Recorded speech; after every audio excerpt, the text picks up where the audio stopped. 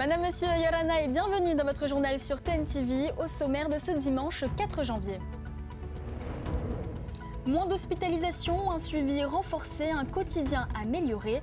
Depuis avril, le CHPF s'appuie sur une unité transversale pour mieux accompagner les patients atteints d'insuffisance cardiaque. Sourire et saveurs locales. Chaque dimanche, les stands de bord de route rythment la vie des Polynésiens et perpétuent un patrimoine gourmand loin de l'agitation urbaine. Un rendez-vous devenu incontournable. L'année 2025 a été marquée par plusieurs décisions et événements politiques au Fénois, entre remaniements, réformes et visites officielles. Retour sur les temps forts de l'année qui vient de s'écouler.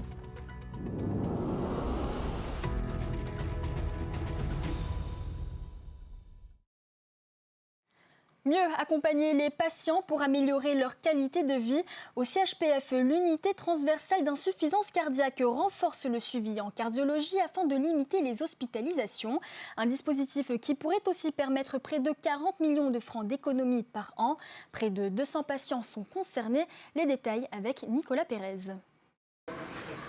UTIC pour Unité thérapeutique de l'insuffisance cardiaque. Intégré au pôle cardiologie depuis quelques mois, ce service accompagne et conseille quotidiennement des patients souffrant d'insuffisance cardiaque. Le but est vraiment d'éviter les décompensations par, on va dire, une équipe armée qui va d'une part s'assurer d'augmenter les médicaments le plus rapidement possible après l'hospitalisation.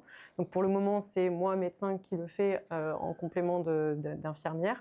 Mais à terme, l'idée, c'est que ce soit les infirmières elles-mêmes qui soient en capacité d'augmenter les médicaments. Du personnel soignant totalement dédié avec une pédagogie de terrain pour accompagner chaque patient dans le suivi de son traitement. Objectif, installer durablement de nouveaux réflexes de santé. Le sel, c'est pas bon pour le cœur. D'accord. Donc pour toi, surtout si on te donne des comprimés effervescents, il faut que tu dises que c'est pas bon pour toi. Tu ne dois pas en prendre. Les patients, oui, ils sont ravis des ateliers qu'on leur propose. Le premier, c'est de l'atelier de connaissance. Déjà, qu'est-ce que c'est qu'un cœur ? À quoi ça sert ? Comment ça fonctionne ? Et ça, ils me disent, mais en fait, on ne savait pas. Donc comprendre son corps, comprendre sa maladie, c'est quelque part un premier pas aussi pour l'accepter et vivre avec, et pas contre sa maladie. On peut essayer de la combattre, mais il va quand même falloir vivre avec elle. On parle d'insuffisance cardiaque lorsque le cœur perd une partie de sa force musculaire et sa capacité de contraction normale. La vigilance est donc de mise. L'insuffisance cardiaque est une pathologie compensée jusqu'au moment où il y a le petit grain de sable dans la machine un peu rouillé, entre guillemets, la pompe, donc qui, au lieu de faire ce mouvement-là, finalement fait ça. On a énormément de décompensation cardiaque suite à une infection, un érésipèle, et donc c'est vraiment important de prendre en charge la moindre petite infection pour éviter finalement une réhospitalisation quand on est insuffisant cardiaque. Un service à l'écoute des patients qui permet de juguler les premiers signes d'une insuffisance cardiaque. On a des coups de téléphone régulièrement parce que je me sens fatiguée, parce que je me sens essoufflée, j'ai les jambes qui ont gonflé. Donc ce qui nous permet de réagir très vite et de ne pas attendre que la situation soit dramatique et qu'on ait besoin d'une Evasane. Preuve que cette unité est devenue cruciale au Fénois. Sur les 10 000 consultations en cardiologie chaque année, 600 sont destinées à l'insuffisance cardiaque. On les croise le long des routes, des visages devenus familiers, un sourire et des saveurs qui font partie du paysage. Chaque dimanche à Tahiti, comme dans les îles, ces stands de bord de route participent à la beauté et à l'âme de la Polynésie. Un patrimoine vivant, loin du stress de la ville que notre journaliste Nicolas Pérez est allé rencontrer. Ce premier dimanche de l'année est un dimanche quasiment comme les autres pour Jean et ses amis. Ce groupe de copains joue depuis 30 ans des chansons de Tahiti d'antan pour attirer la clientèle et valoriser les fruits et fleurs venus tout droit de la presqu'île. Tous les week-ends. Je fais les courants, je fais le coco, je fais le mitihoué, les fleurs, les fruits, les bananes, tout. Tout. Oui, c'est agréable pour moi. Comme ça, on va appeler les gens. C'est moi, mes fruits, tout, mes fleurs, sauf moi. Juste à côté, Hélène et son poé. Une tradition familiale qu'elle maintient depuis son plus jeune âge.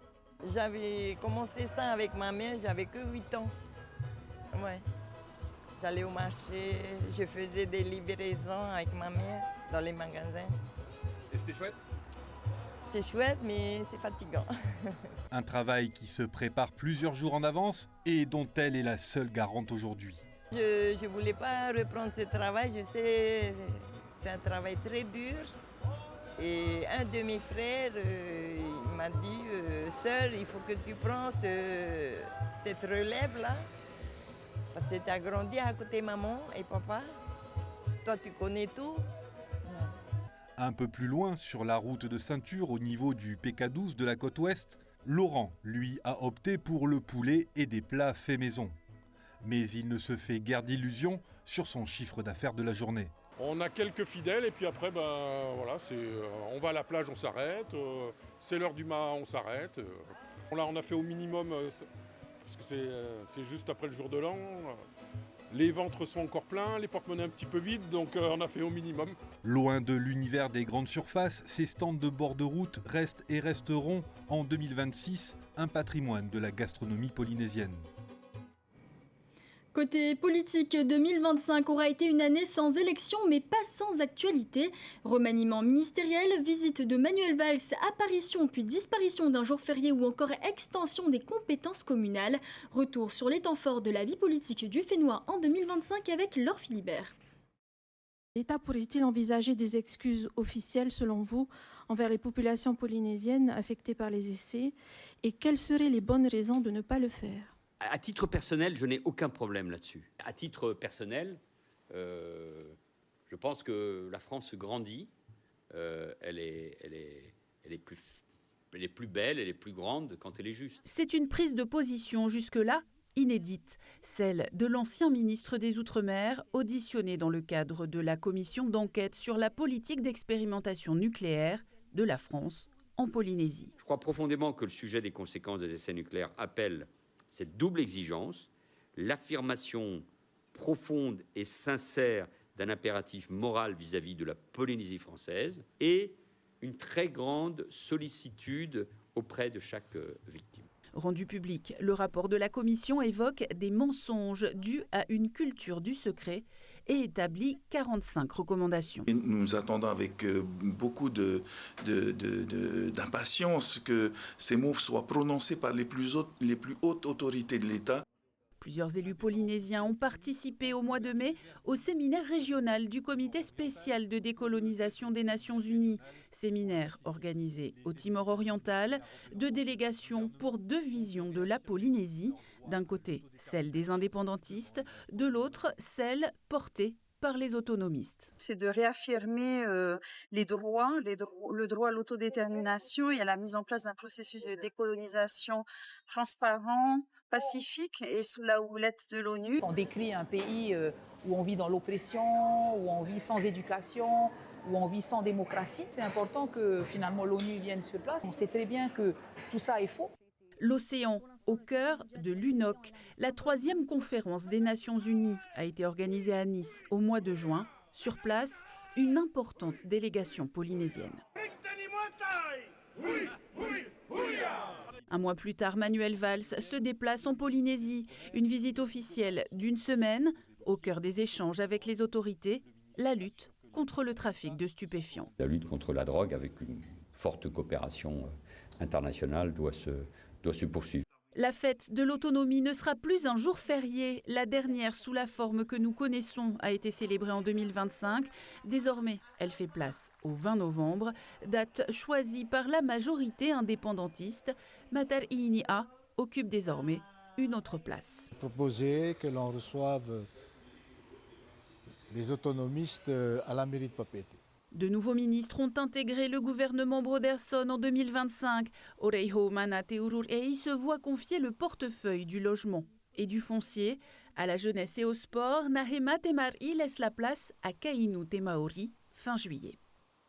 Remaniement également au sein du gouvernement national. Le nouveau Premier ministre Sébastien Lecornu remplace Manuel Valls par Naïma Mouchou aux Outre-mer. En 2025, les questions de pouvoir d'achat et de coût de la vie ont continué à faire débat dans l'hémicycle de Tarahui. On attendait des mesures beaucoup plus fortes, beaucoup plus larges sur la question de la vie chère. Le président aurait pu annoncer là aujourd'hui un plan massif de baisse des taxes. On réfléchit sur une application différenciée de la TVA entre les archipels éloignés et l'archipel de la société. On a plusieurs mécanismes également de compensation du fret. Le 3 juillet dernier était créée une commission d'enquête parlementaire chargée d'évaluer les enjeux géostratégiques, économiques, environnementaux et financiers liés à la Polynésie et à sa zone économique exclusive. Avoir un état des lieux en fait de la valeur entre guillemets de la Polynésie française dans les discussions que la France peut avoir justement sur le plan stratégique, géopolitique et tout. 5 mois plus tard, le tribunal administratif annule la délibération qui entérinait la création de cette commission. Et puis, l'extension des compétences communales a suscité des débats à la fois au sein de l'Assemblée de la Polynésie et à l'Assemblée nationale, ainsi qu'au Sénat.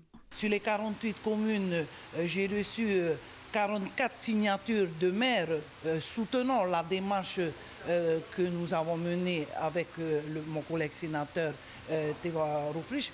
Cette année 2025 s'achève par la modification du statut d'autonomie du pays pour permettre aux 48 communes d'intervenir dans 8 domaines de compétences, allant de la culture au logement, en passant par les aides sociales, un texte validé le 30 décembre par le Conseil constitutionnel.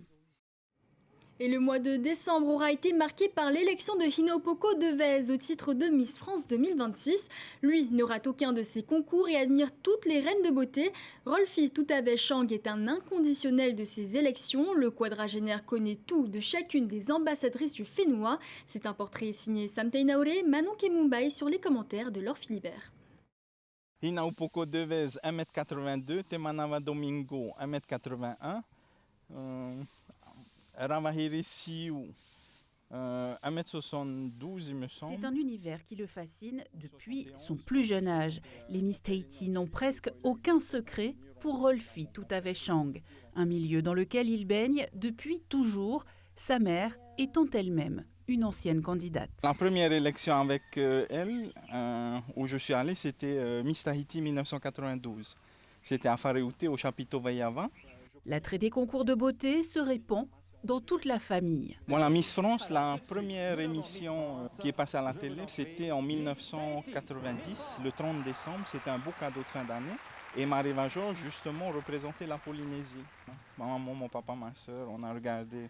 C'est la première élection que j'ai vue, mais à la télé. Assidu des élections de Miss Tahiti, Rolfi a également pu assister à des soirées d'élection de Miss France. Quand les candidates et leurs dauphines viennent au Fénois, il n'est jamais très loin. Sa collection de photos est unique. J'ai jamais compté, mais peut-être plus d'une centaine. Des Miss Tahiti, des Miss Nouvelle-Calédonie, des Miss France, des Miss Monde, des Miss Univers. Voilà. Des Miss du Pacifique aussi, Miss Pacific Islands. Donc après, à l'occasion, quand elles viennent à Tahiti ou quand elles ont des amis qui viennent à Tahiti, voilà. Un petit coucou, c'est sympa. Prochain rendez-vous pour Rolfi, le retour de Hinaupoko Devez au Fénois, pas avant fin janvier, retour qu'il imagine aussi intense que celui de Waimalama Chavez il y a 7 ans. C'est la fin de ce journal, merci de l'avoir suivi. Dans un instant, retrouvez la rediffusion du Huratapairu 2025, suivi du film Charlie's Angels, Les anges se déchaînent. Demain, Sophie Guébel sera aux commandes de votre JT. Je vous souhaite à tous une excellente soirée et un très bon début de semaine sur TNTV. Prenez soin de vous. Retrouvez ce journal en replay sur notre site internet et notre application mobile TNTV.